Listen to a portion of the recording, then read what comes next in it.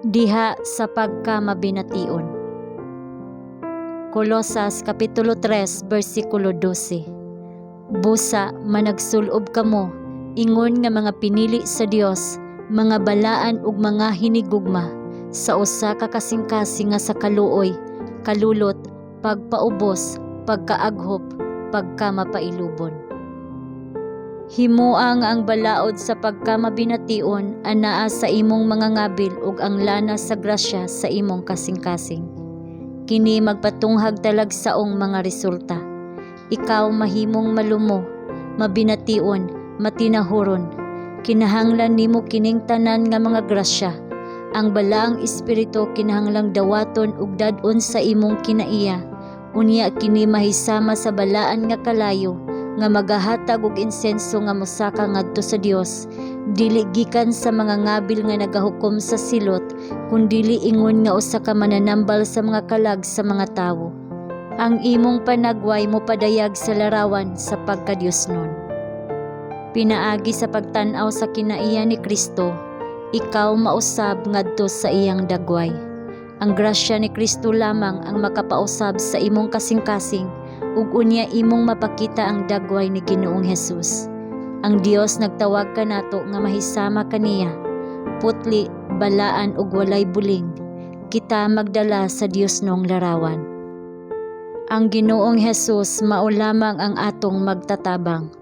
Pinaagi sa iyang grasya, makakat-on kita sa pag-ugmad sa gugma, sa pag-edukar sa atong kaugalingon, sa pagsulti nga mabination ug malumo. Pinaagi sa iyang grasya, mabag-o ang atong bugnaw, mapintas nga pamatasan. Ang balaod sa pagkamabination, maanaa sa atong mga ngabil, ug kadtong nailalom sa bililhon nga mga impluwensya sa balaang espiritu, dili mo bati nga usa ka ebidensya sa kahuyang ang paghilak uban ni adtong naghilak, sa pagmaya uban kanila nga nagmaya. Kinahanglan natong ugmaron ang langitnong mga pagkamaayo sa kinaiya. Kita kinahanglan nga makakat-on unsa ang gipasabot sa pagbaton og maayong kabubuton ngadto sa tanang mga tawo.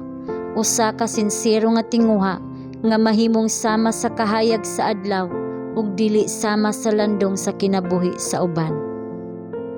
Pahimosli ang matag kahigayunan nga makatampo sa kalipay ni adtong anaa sa imong palibot.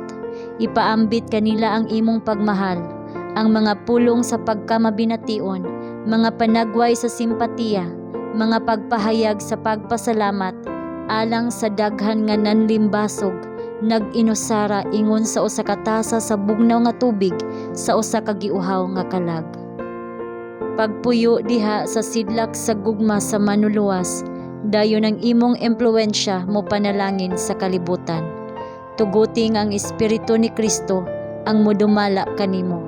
Himuang ang balaod sa kalulot, magpabilin sa imong mga ngabil, ang pagkamapailubon ug ang pagkadili hakog, nagtimaan sa mga pulong ug mga buhat ni adtong natawo pag-usab sa pagkinabuhi sa bag-ong kinabuhi diha kang Kristo.